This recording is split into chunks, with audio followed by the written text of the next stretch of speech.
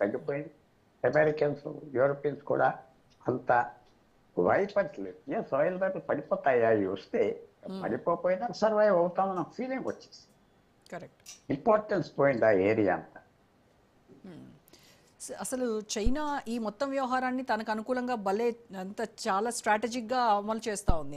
ఎంత షార్ప్గా ఒక డ్యూయల్ గేమ్ ఆడుతూ ఉంది, డబుల్ గేమ్ ఆడుతూ ఉంది. ఒకవైపు ఏమో ఇరాన్కు శాటిలైట్ ఇంటెలిజెన్స్ బీడు నావిగేషన్ సిస్టమ్ని ఇచ్చింది, అడ్వాన్స్డ్ రాడార్ టెక్నాలజీని ఇస్తూ ఉంది. ఇవన్నీ ఇస్తూ ప్రెసిషన్ స్ట్రైక్స్కు సహాయపడుతూ ఉంది.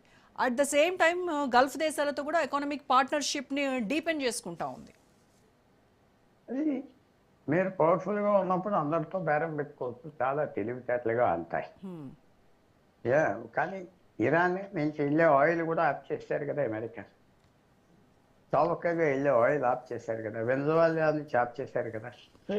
చైనా కూడా దెబ్బతింటుంది, చైనా కూడా ఫీల్ అవుతుంది. డొనాల్డ్ ట్రంప్ ప్రెసిడెంట్ అమెరికా వెనజువేలాతో పెద్ద కాంట్రాక్ట్, మీ ఆయిల్ అంతా మేము కొంటాం, చౌకగా ఆగిపోయింది. పెనమా కెనాల్ అనే కెనాల్ చైనీస్ కంపెనీస్ కొన్నారు, మళ్ళీ అమ్మ పారేయవలసి వచ్చింది, అమెరికా ఒప్పుకోనన్న. ఇప్పుడు ఇరాన్ ఆయిల్ 80%, 70% చైనా కొంటారు, కొనలేకపోతుంది కదా.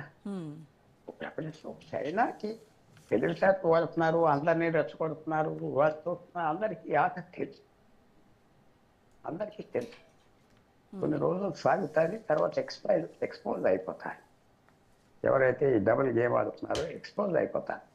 సో చైనా అనవసరంగా కొన్ని పనులు చేస్తుందేమో అనిపిస్తుంది.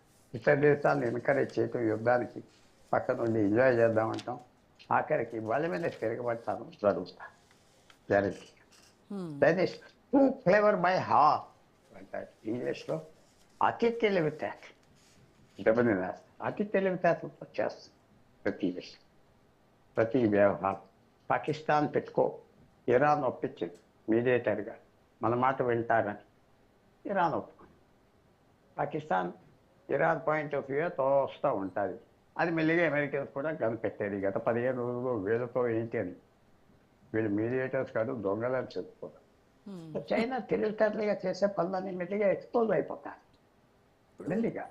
డొనాల్డ్ ట్రంప్ ఇవాళ చేస్తున్నాడు, మనకు తెలుస్తుంది 3 రోజుల్లో చైనీస్ ఎంతవరకు ట్రంప్తో అగ్రిమెంట్కి వచ్చారు. చైనాకి ఒకే పాయింట్, తైవాన్ మాకు వదిలేని మీకు అన్నీ చేసి పెట్టేస్తా ఉంటున్నారు. డొనాల్డ్ ట్రంప్ ఏం చేస్తాడు రేపు వెళ్ళొచ్చా. ఎస్ సార్, చైనా నుంచి అందుతున్నటువంటి టెక్నికల్ అసిస్టెన్స్ ఏదైతే ఉందో అది ఇరాన్ కన్వెన్షనల్ మిలిటరీ క్యాపబిలిటీస్ని చాలా మార్చేసిందనే చెప్పాలి సార్. ఎందుకంటే బీడు సిస్టమ్ని అది ఇరాన్ మిజైల్ యాక్యురసీని చాలా వరకు పెంచింది. సో ఇది చాలా అడ్వాంటేజ్ ఇరాన్కి. మీరు పాకిస్తాన్కి న్యూక్లియర్ టెక్నాలజీ ఎవరిచ్చారు అనుకుంటున్నారు? వాళ్ళు మొహాలు, వాళ్ళు ఒక పిన్నేసి చేయలేని వాళ్ళు ఎక్కడి నుంచి? చైనా ఇచ్చారు. చైనా ఇవాళ చాలా వరకు న్యూక్లియర్ అంతా చైనా సలహా ఇస్తుంది. వాళ్ళకి అంత తెలివితేటలు ఎక్కడున్నాయి ఇరాన్కి? వాళ్ళతో బేస్ ఎక్కడున్నారు? చదువుకి ఎక్కడ బేస్ లేదే. ఇలాంటివి చేయాలంటే పెద్ద యూనివర్సిటీలు, పెద్ద బేస్ ఉండాలి. బేస్ ఎక్కడున్నారు ఇరాన్కి, పాకిస్తాన్కి? చైనా సాయం చేస్తుంది. చైనా వల్లే మొదలుకు వస్తుంది అన్ని విధాలుగా. చైనా ఫీలింగ్ ఏంటంటే వాళ్ళు ఏదో దెబ్బలాడకుండా ఉంటారు, మనం బాగుపడతామని. అది ఒక్కోసారి అవ్వదు. ప్రపంచ శాంతి పైన ఉన్న ధనవంతుడు ఎప్పుడు స్ట్రాంగ్ పోలీస్ స్టేషన్ ఉండాలి, లా అండ్ ఆర్డర్ మెయింటైన్ చేయాలి. సో చైనా అక్కడ పొరపాటు చేస్తుందని నేను భావిస్తాను.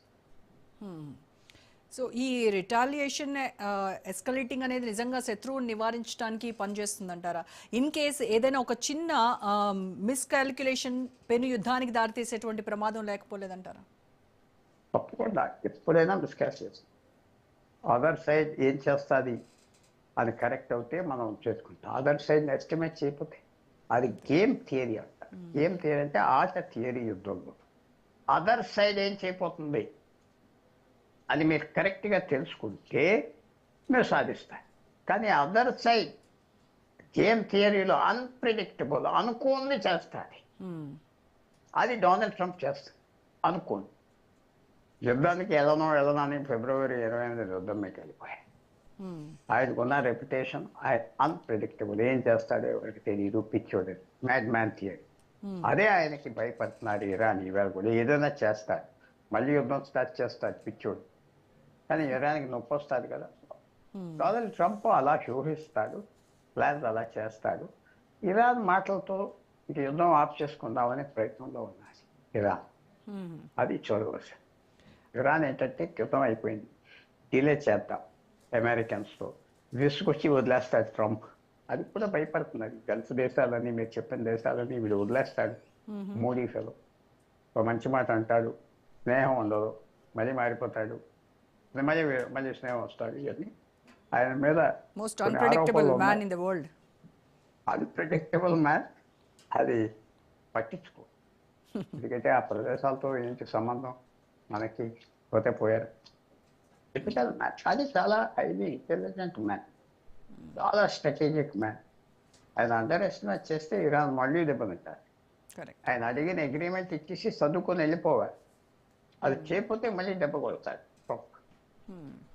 ఇప్పుడు సౌదీ ఏమో ఈజిప్ట్, పాకిస్తాన్ అండ్ టర్కీ వీటితో కలిపి ఒక రీజనల్ క్వాడ్ని ఏర్పాటు చేయాలని చూస్తోందని రిపోర్ట్స్ చెప్తున్నాయి సార్. ఇటువైపు యూఏఈ ఏమో యుఎస్ ఇజ్రాయెల్ యాక్సిస్తో మరింత అలైన్ అవ్వాలని దాని ప్రయత్నాల్లో అది ఉంది. ఇవన్నీ చూస్తే మధ్యప్రాచ్యంలో కొత్త బ్లాక్ పార్టీస్ ఏమన్నా ఏర్పడతాయా? దానికి దారితీస్తుందా? బ్లాక్ పాలిటిక్స్కి ఏమైనా దారితీస్తుందంటారా? అని సెల్ఫిష్గా పోతారు. టర్కీ ఎంతో యుద్ధం చేస్తుంది, పాకిస్తాన్ ఎంతో యుద్ధం చేస్తారు, వాళ్ళకి ఉపయోగం లేకపోతే సౌదీ అరేబియా గురించి. ఎస్, భారతదేశం మీద చేస్తారు, మిగతా అరబ్ దేశాల మీద చేయదే. సో అన్ని యూస్లెస్ బ్లాక్స్, అవన్నీ పనికిరాని బ్లాక్స్ అసోసియేషన్, ఏం ఉపయోగం లేదు. ఎస్, యుఏఈ ఇజ్రాయెల్తో పెట్టుకున్నదంటే అది పెద్ద స్టెప్. కానీ టర్కీ, సౌదీ అరేబియా, పాకిస్తాన్ ఎవరి మీద పనిచేస్తారంటే భారతదేశం మీద పనిచేస్తారు. ఎవరి మీద పనిచేయదు, అది ఇన్వాల్వ్. అది కూడా యుగం అంతా చూసి టర్కీ ఇలా పిచ్చి పిచ్చి అడ్వెంచర్స్కి వెళ్ళకూడదు అని కూడా ఒక భావం, ఒక ఐడియా వచ్చిందని వింటాను. వార్ కేర్ఫుల్గా ఉండాలి, వార్ అన్ప్రెడిక్టబుల్, అనుకున్నది ఎప్పుడు అవ్వదు, జాగ్రత్తగా ఉండాలి, యుద్ధం లైట్గా తీసుకోదు. స్టార్ట్ చేస్తే ఎక్కడికి వెళ్తాదో ఎవరు చెప్పలేదు. యుక్రెయిన్ యుద్ధం 4 సంవత్సరాలు వెళ్తే, ఇరాన్ వార్ 3 నెలలు బట్టి వెళ్తాం, అంతు లేదు. సో అందరికీ మంచి పాఠాలు. యుద్ధం బీ కేర్ఫుల్, యుద్ధం చేయొద్దు అని పెద్ద వార్నింగ్ మనకి తెలుస్తుంది ఈవెంట్కి బట్టి. చూద్దాం మరి, ఏం ఫ్యూచర్ చెప్పలేం, కానీ ఫ్యూచర్కి ప్రిపేర్ అవ్వాలి. ఫ్యూచర్ ఎప్పుడు కష్టంగా ఉంటుంది, సులభంగా మాత్రం ఉంటుంది. So prepared for the worst all the time. Yes, worst prepare అవ్వాలి భారతదేశం, అది జ్ఞాపకం పెట్టుకోవాలి. Right. Thank you so much sir. Thank you Pullarao గారు. రైట్, ఇది వాళ్ళ special debate. Stay tune to Raj news.